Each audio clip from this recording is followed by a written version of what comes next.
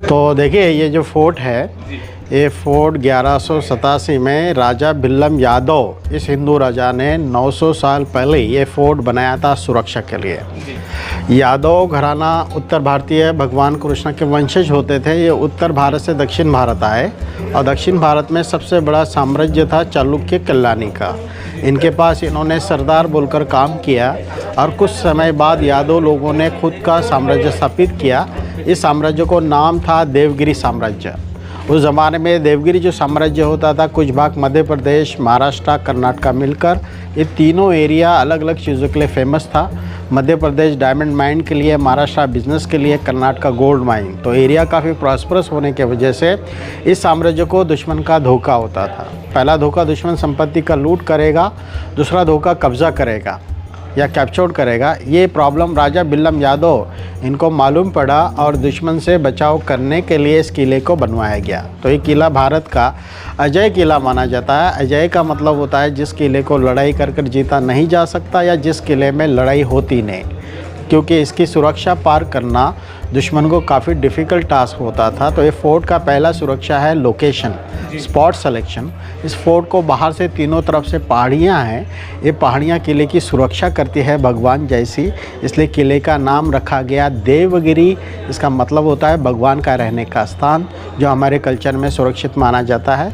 दूसरी जो सुरक्षा है पहाड़ी किला, जो बाहर से आपको पहाड़ दिखाई पड़ता है। तो युद्ध काल में सबसे पहले दुश्मन लोग पहाड़ी किला जीतने का कोशिश करेंगे। जिसका पहाड़ी किला होगा उसी का किला और साम्राज्य होगा। तो पहाड़ी किला जीतने के लिए दुश्मन लोग ऊपर जाकर फ्लैग चेंज करेंगे।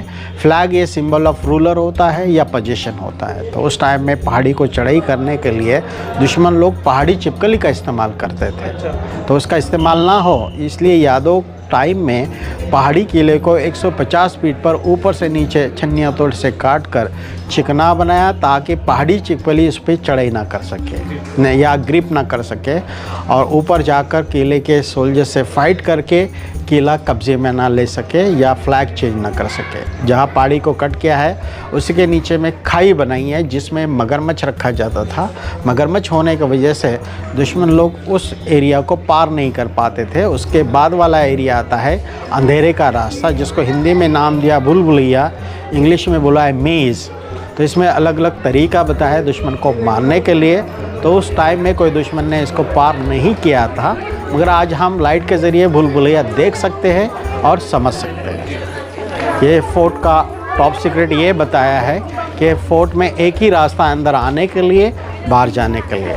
There is no escape route design में। एक ही रास्ता होने की वजह से किले का सिपाही या किंग दिमागी तौर से मजबूत बनेगा, साइकोलॉजिकली स्ट्रॉन्गर बनेगा। जो दुश्मन बाहर से अंदर आने वाला है उससे करेजली फाइट करने का कोशिश करेगा। और दुश्मन को रोकना ज़रूरी है, इसलिए बैरियर पर्पस इस फोर्ट के अंदर में 7 दीवारें बनाई हैं। उसमें से 5 दीवारें ज़मीनी किले पे है, 2 दीवारें पहाड़ी किले पे। तो किले का एरिया बना है 237 एकड़ और बनाने के लिए उतना ही टाइम लगा है 237 साल। अच्छा, एक साल में एक हाँ, एक साल में 1 एकड़ कंप्लीट हुआ है। यहाँ से 2 किलोमीटर आगे पहली दीवार है जो एलोरा के रास्ते में पड़ती है। दूसरी दीवार जैसे आप पार्किंग में से अंदर आते हो, तीसरी जैसे दरवाजे से अंदर आते हो। दरवाजे पे नोकीला कील है ताकि हाथी ने दरवाज़ा तोड़ ना पाए। और उस टाइम में दुश्मन लोग अपने टेक्निक का इस्तेमाल करते थे। हाथी के सूंड में लकड़ी का गट्टा दिया जाता था। लकड़ी के गट्टे से हाथी दरवाजे पे हिट करेगा। जैसे दरवाज़ा टूटते ही दीवार से हाथी टकरा जाएगा। दरवाज़ा और दीवार के बीच में काफ़ी छोटा सा डिस्टेंस है और जो हाथी अपने स्पीड को लॉक नहीं कर पाएगा और डायरेक्टली दीवार से टकराने के वजह से एक तो हाथी मारा जाएगा या कुछ दिनों बाद में वो पागल हो जाएगा। तो इसी तरह से बाहर से दुश्मन जो अंदर आने वाला है उसको अंदर आने से रोकने के लिए अलग अलग बैरियर, ट्रैप्स और ट्रिक्स का इस्तेमाल किया। तो जैसा दुश्मन दरवाज़ा तोड़कर आगे बढ़ता है तो दुश्मन को इकट्ठा रोकने के लिए चारों तरफ से दीवारों का घेराबंदी है, जो ब्लॉक बना है दीवारों से। जैसा दुश्मन इकट्ठा हो जाए, किले के सिपाही लोग दीवारों से चारों तरफ से हमला करेंगे। कुछ दुश्मन मारे जाएंगे मगर कुछ दुश्मन जान बचाने के लिए अल्टरनेट रास्ता खोजेंगे। तो अल्टरनेट रास्ता भी दुश्मन को बताया है। तो जैसे ये दरवाज़ा दिखता है उसी के अपोजिट में अल्टरनेट दरवाज़ा है जो दुश्मन को ऑप्शन है। जैसे दुश्मन उस दरवाजे का इस्तेमाल करेगा वो रास्ता 1 किलोमीटर जाता है, 1 किलोमीटर के बाद में ये रास्ता दीवार से बंद कर दिया। अच्छा। जो भी दुश्मन गया उसको लौट के आना पड़ेगा, दुश्मन लौट के नहीं आ पाएगा, 2 दीवारों में बंद होगा, किले के सिपाही लोग दीवारों से हमला करेंगे। तो झूठा दरवाज़ा, झूठा रास्ते का इस्तेमाल इसलिए किया है, दुश्मन का टाइम एनर्जी वेस्ट करना है, उसका मैन पावर कम करना है और उसको गुमराह करना है, मेन रास्ते से उसको डाइवर्ट करना है। जैसा दुश्मन दरवाज़ा तोड़कर आगे जाता है, आगे अलग सा तरीका है बचने वालों को मारने के लिए। अब यहाँ पर जो तोहफे दिखती है, ये तोहफे आर्कोलॉजिकल सर्वे ने बाद में रखी है अंदर से लाकर। कुछ तोहफे औरंगजेब के समय की है, कुछ तोहफे हैदराबाद के निज़ाम की है। हैदराबाद का निज़ाम ये आखिरी है। 2011 में आर्कोलॉजिकल सर्वे ने 150 साल पूरा किया है। उन्होंने सोचा कि महाराष्ट्र में 350 किले हैं, पर इसका मार्केटिंग नहीं है, एडवर्टाइज़ नहीं है। तो एडवर्टाइज पर्पज़ के हिसाब से या लोगों में जागृति निर्माण करने के लिए फ़ोटो डिस्प्ले की है। तो फ़ोटो पे हिंदी और इंग्लिश में जानकारी है, तो वापसी में एक ही रास्ता होने की वजह से ये फ़ोटो देख के जानकारी पढ़ के अपने आप में क्यूरियोसिटी क्रिएट कर सकते हैं। तो देखिए ये जो कैनन है, ये कैनन है कॉपर की बनी हुई है, तो ये औरंगजेब के टाइम की है। तो यहाँ पर आप पर्शियन में औरंगजेब का शॉर्टकट में नाम देख सकते हैं, पर्शियन में लिखा है। तो जो पर्शियन जो लैंग्वेज थी जिसको फ़ारसी बोला जाता है, तो ये कोर्ट लैंग्वेज होती थी मुगल्स की। तो जो भी लिखेंगे ये पर्शियन में लिखेंगे, ऑफिशियल जो लेटर्स लिखेंगे पर्शियन में लिखे जाते थे। उससे उनको क्या प्रॉफिट होता था? तो ये इनकी मदर टंग होती थी और समझने में आसान होती थी, या जिसको भी उनके साथ में काम करना है तो पर्शियन सीखना कंपलसरी होता था। आज के ज़माने में जैसा इंग्लिश है लैंग्वेज, इंग्लिश कंपलसरी होती है हर बच्चे को या स्टूडेंट्स को, तो उसी तरह से ये उनका जो भाषा होती थी बात करने की या फिर लेटर्स लिखना है, ये कम्युनिकेशन उस टाइम में पर्शियन होती थी। तो यहाँ पर आप देखिए तोप का गोला दिख रहा है, तो ये तोप का गोला आर्कोलॉजिकल सर्वे ने बाद में रखा है लोगों को देखने के लिए। उस टाइम में जो तोप के गोले होते थे 2 तरीके के होते थे।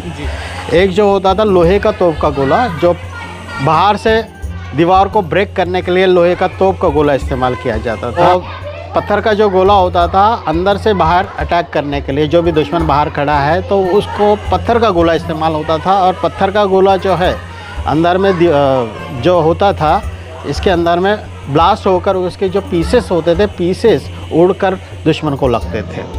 और बाहर से तोप का गोला ये लोहे का तोप का गोला दीवार को ब्रेक करने के लिए इस्तेमाल होता था। मगर अब फोर्ट के अंदर में आपको पत्थर के गोले ही देखने को मिलेंगे, लोहे के तोप के गोले आपको देखने को नहीं मिलेंगे। तो देखिए इस एरिया को महाकोट नाम दिया। महा मतलब बिग कोट मीन्स वॉल्स।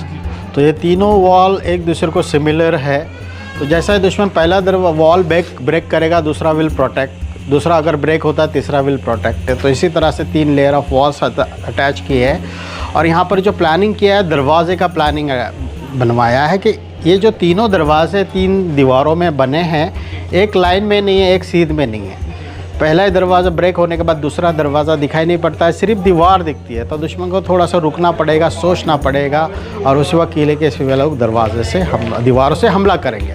अब जैसे दुश्मन दरवाज़ा तोड़कर अंदर आता है, अंदर आने के बाद में यहाँ दुश्मन को 2 रास्ते दिखाई पड़ेंगे। यहाँ खड़े होने के बाद में दीवार दिखती है राइट साइड में, दरवाज़ा यहाँ से दिखाई नहीं पड़ता है, दरवाज़ा छुपा कर लगा है, ऐसा लगता है रास्ता बंद है, इसलिए दुश्मन अपोजिट वाले रास्ते को जाएगा। अपोजिट वाला रास्ता 1 किलोमीटर के बाद में दीवार से बंद कर दिया।